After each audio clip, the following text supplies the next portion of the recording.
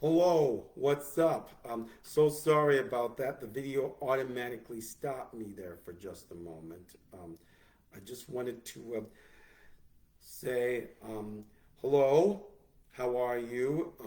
And today I am concluding the series of messages entitled Can a Christian View Fashion?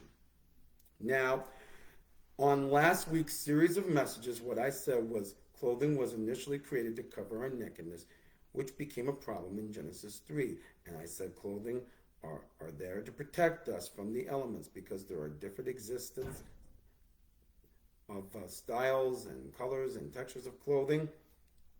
Different fashions develop. And because there are different cultures in the world, particular fashions develop within various people. Groups like Lederhosen and Dynamis in southern Germany and Austria. Now, there are other types of fashions are designed to identify the world with a certain group. Law enforcement officers wear certain outfits, uniforms to identify their roles in society. Various church denominations have required vestments for their clergy. In Jesus' day, the Pharisees wore long robes with tassels and phylacteries. And finally, there's the fashion for fashion's sake. Designers and the wearers of the designers may use clothing as artwork or to make statements or to simply to draw their attention upon themselves. Such fashions are often faddish and come and go fast. Most people do not have the luxury to indulge in high fashion. The main concern is coverage. Clothing is a basic need that is first provided by God to Adam and Eve, and now provided by God to various people of all around the world. The primary role of clothing is not about fashion, but when it's about coverage and protection. Now, here's part 2 of the series of messages. Of this series of messages. How should we dress? Now, we are instructed to dress modestly. 1 Timothy 2 verses 9 through 10 says, I also want the woman to dress modestly, with decency and propriety adorning themselves, not with elaborate hairstyles or gold or pearls or expensive clothing, but with good deeds appropriate for women who profess to worship God. Now we are to dress in a way that covers ourselves appropriately and does not advertise ourselves as sex objects, as a prostitute might dress. Certain fashions and styles of clothing are meant to inflame lust and communicate a readiness to engage in immorality. Find it in Proverbs 7:10. Also, we are to dress in a manner appropriate for our biological sex. Transvestism and androgyny are wrong. In other words, if you're a girl, you should dress in a way that people can tell you're a girl. Or if you're a boy, you should dress in a way that people know you're a boy. There should be no confusion or ambiguity as to what your gender is. Now, how should we view the fashion industry?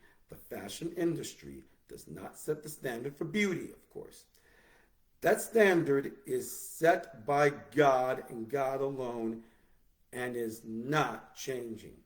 In fact, beauty has really nothing to do with either clothing or fashion per se.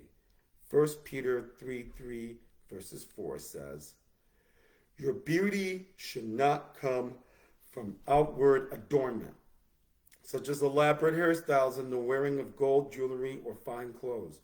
Rather, it should be that of your inner self, the unfading beauty of a gentle and quiet spirit, which is of great worth in God's sight.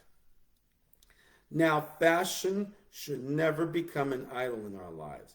The fashion industry and their products should not be something we worship. No. The vesticitides of the fashion would reflect the fleeting nature of the world in general. 1 John 2:17 says, "The world and its desires pass away, but whoever does the will of God lives forever." It's not absolutely wrong to wear nice things, nor it's not absolutely wrong for a Christian to be a fashionable or operate in the world of fashion. But there's more to it than fashion. There's more to it than life than fashion. Jesus said in Luke 12:22-3, "Therefore I'll tell you, do not worry about your life, what you will eat, or about your body, what you will wear.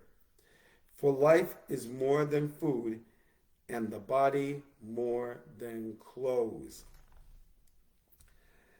It is not absolutely wrong to be fashionable as long as we keep things in perspective, and the fashions we choose do not contradict biblical standards. Fashions that are immodest, selfishly drawn attention to oneself, or blur the lines of gender that are off limits.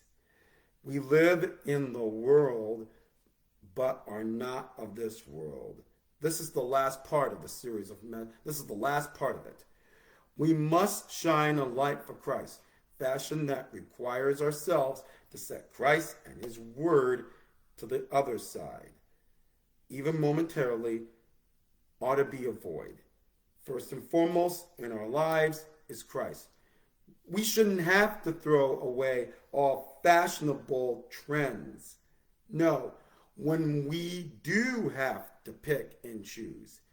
And in the end, we must purpose in our hearts to never throw away Christ. Isn't that something? We do believe as Christians it's very important we take a look and wear on ourselves. Just because everybody wears something, could be like a blazer, a suit, or a tie, doesn't mean you have to dress in the same manner that everybody is wearing. Now, take my buddy Pastor Norbert for one. When he preaches, on many occasions, he would usually wear a blazer or a shirt. However, when I go live, and almost in the same situation that Pastor Norbert is, I would wear a shirt, but not a blazer. Or when I go to church, I would not wear a blazer, although at times I would usually show up in appearances as far as wearing the blazer is concerned. And you know what? The most amazing thing is that I'm just trying to learn how to be my whole self. Just be my real self. Not to be like the same guy I have already told you about over and over again. Though Pastor Norbert and I may have a lot in common over the years, and that we do share things over the years and be special in ourselves. No, we are really the total opposite of each other. So therefore, I do not want to try to copy him in that sort of way, when all I could do is to just try to create myself in such a way that almost everybody can relate to me. That's all. Be blessed. Thank you. Goodbye.